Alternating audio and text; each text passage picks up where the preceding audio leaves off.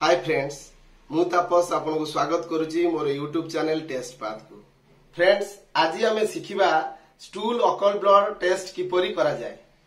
वीडियोटी start करिबा पूर्वरु जानि नेबा स्टूल अकल्ट ब्लड कोन ओ यहा काहेकि करा जाय। स्टूल अकल्ट ब्लड साधारणतः hidden blood in the stool को बुझा जाय।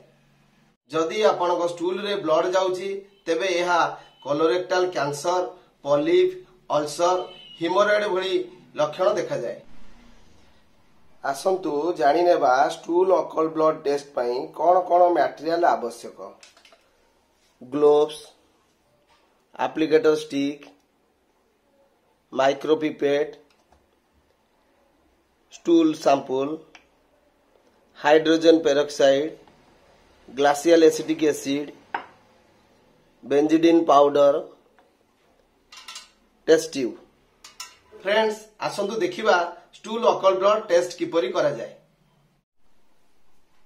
प्रथमे हमें एक टेस्ट ट्यूब नहीं सेथिरे बेंजीडिन पाउडर पिंच अप नेबा।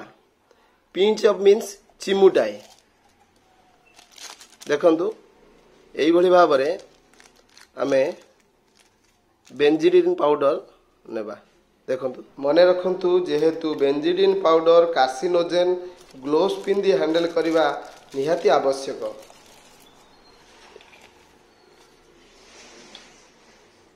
एही टेस्ट ट्यूब रे आमे glacial acidic acid 2 to 3 drop add करिबा। 1 2 3।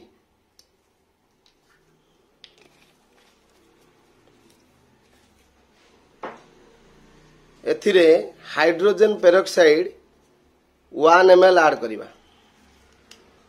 एहा को हमें एक सैचुरेटेड सॉल्यूशन तैयारी करिबा।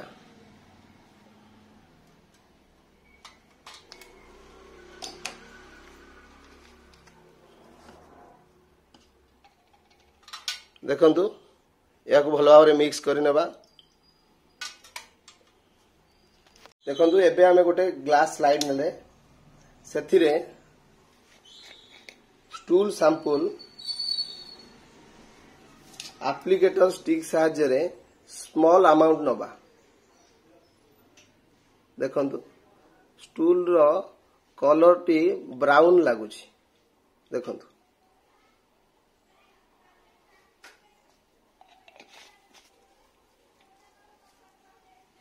एथिरे आमे स्लाइड रे सैचुरेटेड सॉल्यूशन जो करिथिले सेथिरु 2 to 3 ड्रॉप नेबा। 1 2 3। देखंतु नेला परे एहा को आमे 2 to 3 मिनिट्स छाडी दबा।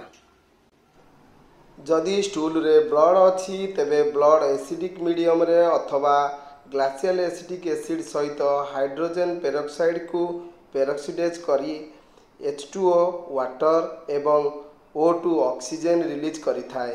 एही ऑक्सीजन बेंजीडिन को ऑक्सीडेज कला परे ब्लू कलर दिसे।